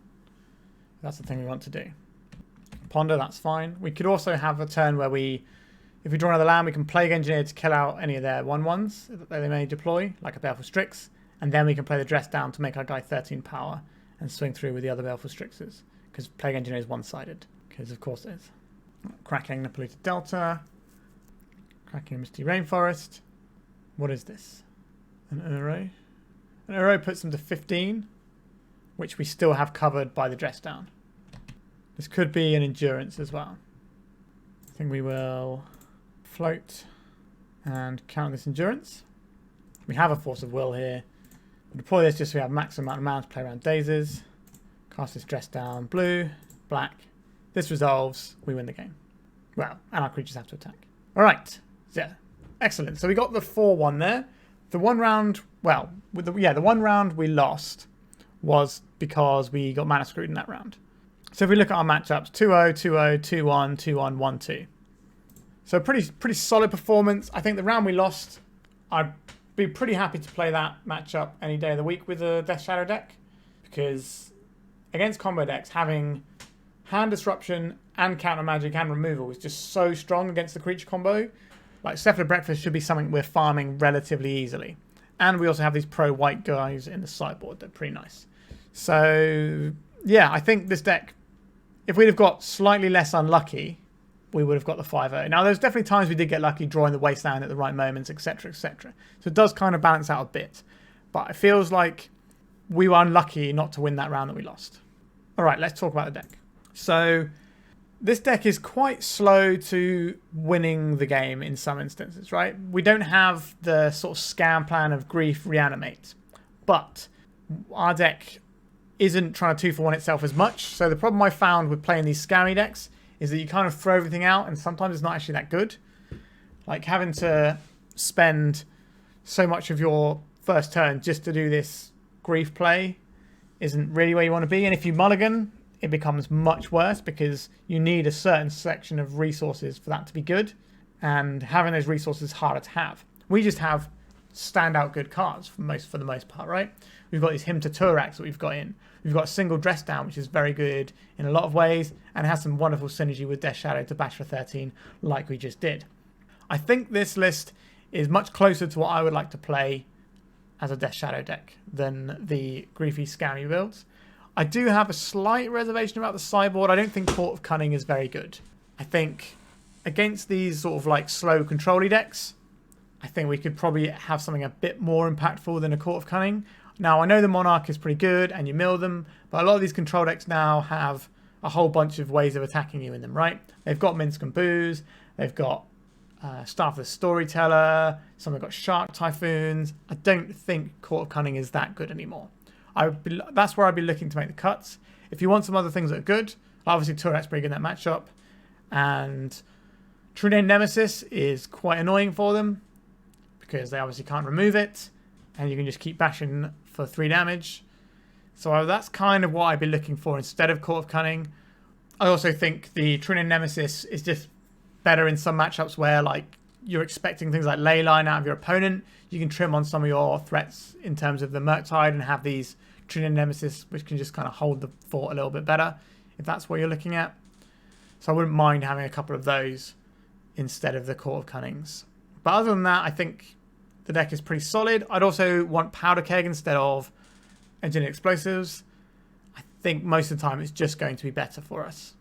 But other than that, I think, yeah, this is where you want to be. There was a round that we lost because we got mana screwed in the 3rd game, but also the other game we lost in that match, we only had 5 mana available to us because our last fetch couldn't actually get any mana. Now, I don't think that means we should be playing a 6th land. I don't think that's where we're at. That's a very rare situation to come up, but it kind of shows you how unlucky we had to get to lose that matchup. We kind of had a flood in one match and then a screw in the last. Sorry, a flood in one game and a screw in the last. So I can't feel too bad about how I played in that matchup. We did make a horrible misplay against the Alluring player where I thought I had Revolt where I didn't, and just basically gave them a free card. Now, we were massively behind in that game. We were losing it anyway, but you shouldn't make excuses for bad plays when they're bad plays. You should learn them. You should acknowledge you made the mistake and then learn from it. So there's that. All right. I don't think I've got much else to say about this deck, to be honest. I think it's very solid. I can easily see how Rimril want to challenge with it. It's very potent. We've got the right mix of stuff to deal with a lot of decks. We've got removal, we've got hand disruption, we've got counter spells. It's just a case of threading them together. I think the matchups where you're going to struggle with this deck are going to be things like dedicated control decks. So I think something like Hot Bant could be problematic for you. Now, we have Wastelands which can attack our opponent. That is definitely something I would look to do in that sort of matchup. But they have lots of really good removal, and it's going to be hard for us to put the damage on with the threats. And I don't think Hot Bant really cares about Court of Cunning. Sometimes they have Green Sun Zenith, which can get them some creatures. They've always got Minsk and Boo. Sometimes they've got Staff the Storyteller now. I've even seen them with Shark Typhoons. Endurance is very common in those decks as well. So I don't think it's that difficult for them to deploy a threat and get you. So I think the Court of Cunning isn't where I want to be there. Now, Court of Cunning can run away with the game quite quickly, and it does give you non-combat damage way of dealing with it, but they can prismatic ending it as well. So not only can they steal the Monarch from you, they can also deal with your permanent that's supposed to be beating them. And they're definitely going to keep their prismatic endings in because we have a 1-mana threat they'd love to clean up. So I think they're always going to do that. So yeah, that's pretty much it. Just a Trio Nemesis is what I'd like. Other than that, I think this deck is good. This is my sort of tempo-y deck. It's not fully tempo in some respects. Like, it's running Daze and Wastelands, yes, but we're not one drop, keep you off balance. We're sort of disrupt you in a big way and then drop our finisher and get over the line with it with a few little bits and pieces. So it does play very differently to Delver. So if you're looking for something similar but different from a Delver deck, this is definitely where you should look. It usually beats the Delver decks quite handily because you're going slightly bigger, and things like Baleful Strix, as we saw in the Rug matchup, are just so brutal, and they almost always get like a really nice 2-for-1 when every single card matters in that matchup. If you're really worried about Pyroblast, you can also play an old school Tomb Stalker instead of a Murktide Regent. It's obviously not as good though. Or a Gurmad Angler is another choice you can have if you're really worried about Pyroblast. But I think those matchups are generally fine for you, albeit a bit slow. The True Names would definitely help in that matchup as well. So again, I think True Names instead of Court of Cunning is where I want to be. All right, I think I've done talking about this deck. Hope you enjoyed this one. If you're still here, like, comment, subscribe, do these things. They don't cost you anything. If you want to give me some money, you can contact me through Discord for a donation deck, or become a member of the channel, or a member of the Patreon. All right, thank you very much for watching, and goodbye.